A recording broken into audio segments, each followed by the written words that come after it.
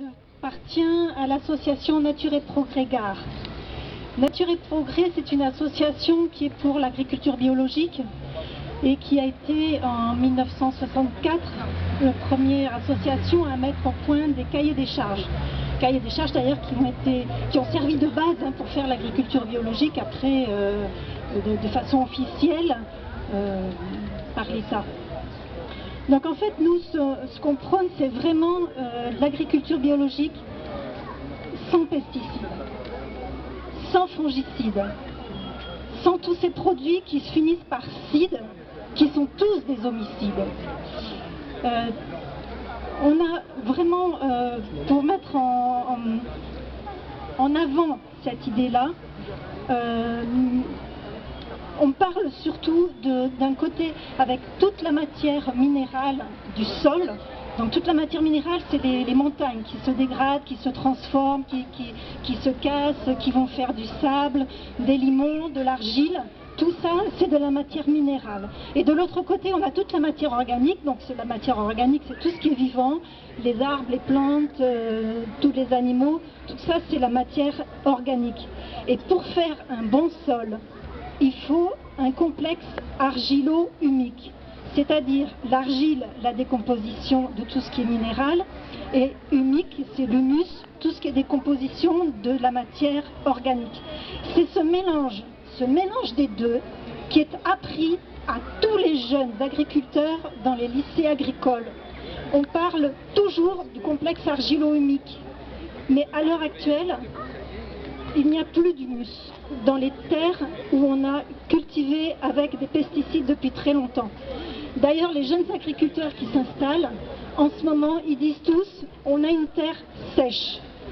Sèche parce qu'il n'y a plus d'humus, parce que c'est l'humus, c'est le mélange, c'est le complexe argilo-humique qui retient l'eau, qui fait que, en fait, on a une terre qui est souple et qui peut empêcher aussi tous les problèmes d'inondation. C'est-à-dire que sur une terre qui est sèche, on a l'eau qui ruisselle et qui ne retient pas l'eau. Il faut savoir aussi que tout ce qui est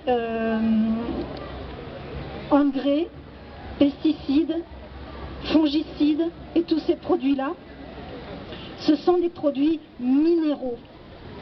Et on met du minéral sur du minéral. Donc en fait, au lieu de ramener de la matière organique avec j'arrive plus à trouver le nom, excusez-moi, donc au lieu de ramener de la matière organique, on ramène toujours du minéral. Le minéral sur le minéral, ça donne rien, ça reste quelque chose de très sec. Donc ce qui fait que tous les jeunes agriculteurs qui s'installent maintenant, qui reprennent des terres, souvent les terres de leurs parents, ben, ils sont sur des terres où finalement ils ont du mal à faire pousser si eux-mêmes ne ramènent pas aussi des engrais. Donc c'est le serpent qui se mord la queue, parce qu'à l'heure actuelle, le sol manque de matière organique. Donc à l'association Nature et Progrès, on se bat beaucoup pour avoir une agriculture biologique, mais surtout une agriculture durable. C'est-à-dire qu'on est très conscient du fait qu'on doit ramener énormément de matière organique dans le sol pour arriver à un équilibre.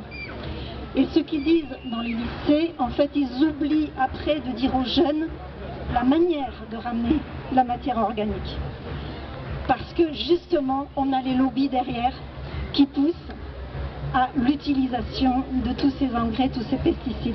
Donc il faut vraiment le dire autour de vous, vraiment penser à faire des tas de compost au fond du jardin. C'est la meilleure façon de ramener une terre souple et équilibrée. Merci.